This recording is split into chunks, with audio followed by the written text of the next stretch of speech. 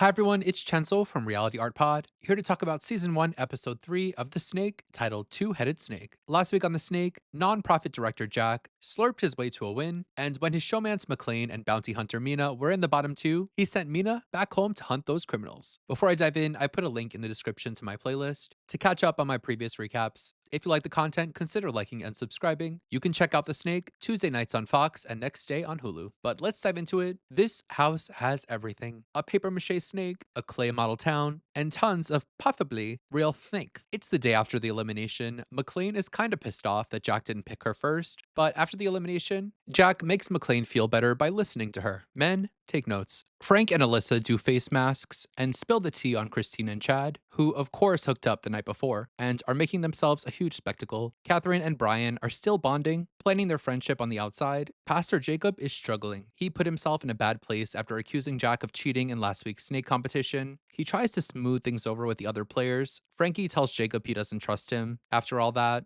Alyssa felt like coming into the game, Jacob would judge her for being an OnlyFans model. Jacob tells Alyssa that on the first night, Cop Kaylee was making judgy comments about her, with flashbacks to Kaylee, making multiple comments, shaming Alyssa for her profession, saying she thinks Alyssa is going to try to hook up with all of the guys. With Jacob standing up for Alyssa in that moment, Jacob sharing this makes Frankie and Alyssa like and trust him a little bit more. They head to their snake competition, where Jim tells them they'll be competing in pairs. The winning team will be the first ever double-headed snake. They'll be laying on either side of a box, with one partner describing a puzzle and the other player trying to recreate it. To add difficulty, they'll be covered from shoulder up in thousands of cockroaches all over them. Teams are McLean and Jacob, Brett and Christine, Jack and Devante, Jordan and Catherine, Brian and Frankie, Amanda and Cody, and Derek and Alyssa. They get started being covered in their cockroaches. This is gross. I was scratching myself watching it. Cody freaks out, and Amanda calls he and all the men in the game a bunch of bitches. She's pissed at him as he quits and DQs them from the game. Frank and Brian are next to quit. Jacob is crushing this, giving great directions as cockroaches crawl under his mask and over his eye. Bet it ain't me. Brett successfully calms partner Christine down from her giant fit, and Alyssa tells us she went to college for chemical engineering. She's hiding that from the group. Jack and Devante put up a good fight and almost win, but Pastor Jacob and cheerleader McLean pull out the win and become the double-headed snake for the week. Jim reveals the twist. Not only are there two snakes, but there will be two eliminations, and the snakes have to agree on the first person they pick in the safety chain. Back at the house, Cody and Christine are still isolating themselves. She's even wearing his hat. Jacob and McLean strategize. Jacob wants to target Brett and Devante, who he feels are targeting him. McLean wants to target Jacob's ally, Detective Derek. By the way, I hate what this show does with the color editing in the flashbacks. It's giving MySpace. Later, McLean and Jack talk. She's smartly not spilling all the beans on her conversation with Jacob, but she gives Jack some crumbs of hope that she'll help him get picked in the elimination. The next day, Pastor Jacob has been raptured. Just kidding, he's right there. Jacob tells Jack that he wants to have an alliance with Jack, but also tells Jack that he wants Brett or Devante to go home this week. Jack tells us this is bad strategy, but he's rolling with the improv. McLean joins them, and they settle on making a six-person alliance with Jacob, Derek, Amanda,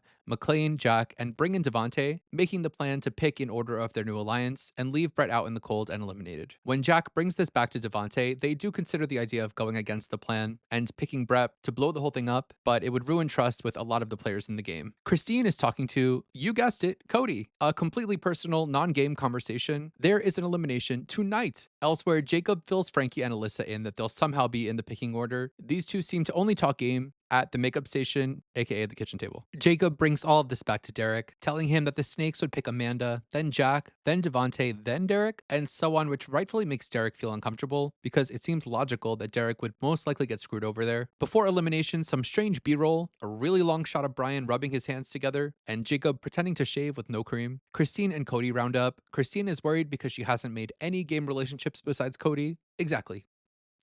So they head to the elimination ceremony. The two snakes agree to save Amanda first, according to plan. She then picks Jack, who picks Devante, according to the plan again. After doing this, Devante shimmies, and then he shimmies from the plan, saying he's shaking the game up. He picks Brett, which is followed by Catherine. Catherine picks Jordan, which surprises her bestie Brian. Jordan picks Alyssa, giving Alyssa the final save, and she obviously chooses her bestie Frank. This leaves Brian, Derek, Cody, and Christine in the bottom. Derek pipes up, calling Devante out for being the biggest snake and for dogging him. The two snakes, McLean and Jacob, each get to pick one person of the bottom four to save. McLean picks Christine with her argument being girl power, and Jacob saves Detective Derek. So our two eliminations are Brian and Cody, leaving the house at war, and Christine vowing she'll finally start playing the game. So let's talk about these eliminations, starting with Brian, the ex-con, who I really thought was going to have a lot of flavor to him, given his backstory, but we never really saw him doing any kind of heist in the game. In this episode, he was shown to be a sweetie, bonding with some of the other players, so he was doing something there. But most of his effective strategy was his alliance with Catherine that got him carried through the first two episodes. He was counting on Catherine again here, but she gave up on him. Catherine said in confessional that he was basically a lost cause in the game, seeming like she was tired of dragging him along when she already has better alliances.